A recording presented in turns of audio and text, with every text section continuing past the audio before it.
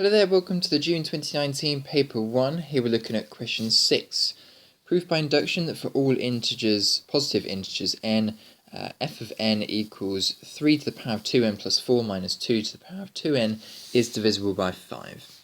Okay, so we need to start by proving that the theorem is true for n equals 1.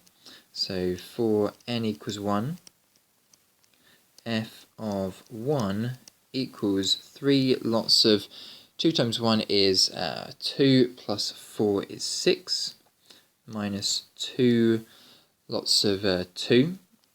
I just need to grab my calculator. 3 to the power of 6. 3 to the power of 6 minus 2 to the power of 2.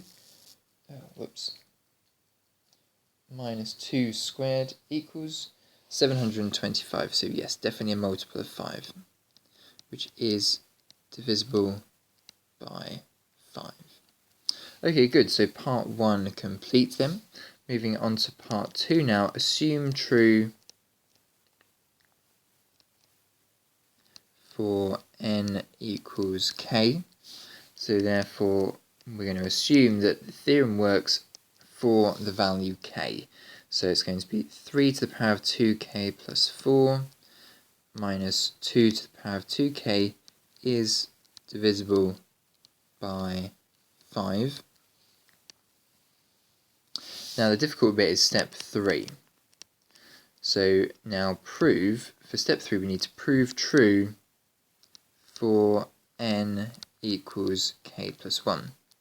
So what we want to show, WTS, is that f of k plus 1 equals 3 to the power of, now what would this be if it was k plus 1? It would be 2k plus 6 minus 2 to the power of 2k plus 2 is divisible by 5. Okay, so this is what we want to show. Let's put this in a little box, and now let's get started. So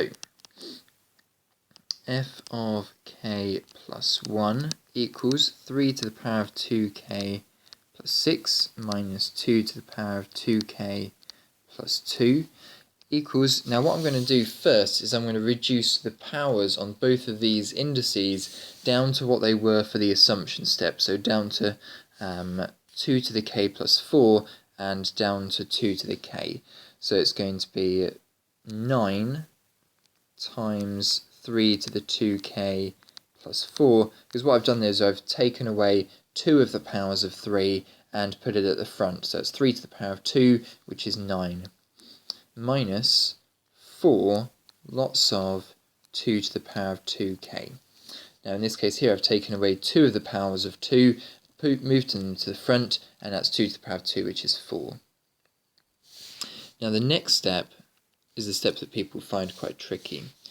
Next step I'm going to put, I'm going to force the assumption inside a bracket. So I'm going to force the assumption to come into play. A bit like when you're completing the square, you force it to be a squared bracket and then you adjust afterwards to make it all equal. So I'm going to put a 9 at the front there, at the bracket, because then I get 9 times by 3 to the 2k plus 4, but then when I expand with the back, I'm going to get 9 lots of 2 to the k plus 5, but I only want minus 4 to the k, 2k plus, so 2 to the 2k. So to balance it out and make sure that this expression up here is equal with this expression down here, I'm now going to add 5 lots of 2 to the 2k. How did I decide upon 5 lots of 2 to the 2k? Well, I've got minus 9. Effectively, I've got minus 9x. I want minus 4x, so that means I need to add 5 more x's back on, where x is equal to 2 to the power of 2k. So when you expand the brackets, you should get, when you expand all of this stuff at the top here, you should get the line down the bottom here, the same as the line before. Now what we've now got here is 2 different parts, where this part is divisible by 5 from the assumption. You're always going to need to put the assumption in somewhere. That's why proof by induction works. And this part here has a factor of 5 in it. has a factor of 5.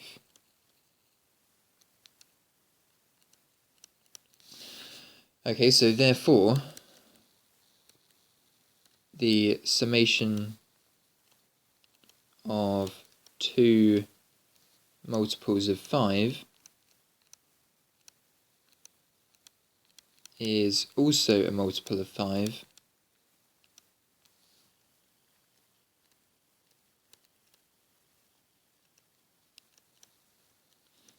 therefore f of k plus 1 is divisible by 5.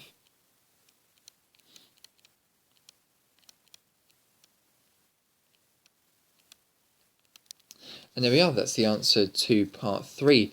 And the answer to part 4 is your conclusion. I'm not going to write it down because my pen sometimes glitches when I write big sentences. So the step 4 is going to be, as we've proven our theorem true for n equals 1, and assuming our theorem works for n equals k, or is true for n equals k, we have proven that our theorem works for n equals k plus 1.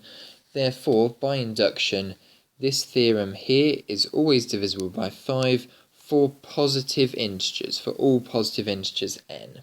So make sure you put in the positive integers n, but you may deduct a mark for that, so you don't want that to happen there. So there we are, that's the answer for question 6, worth 6 marks in total. Let's now move on to question 7.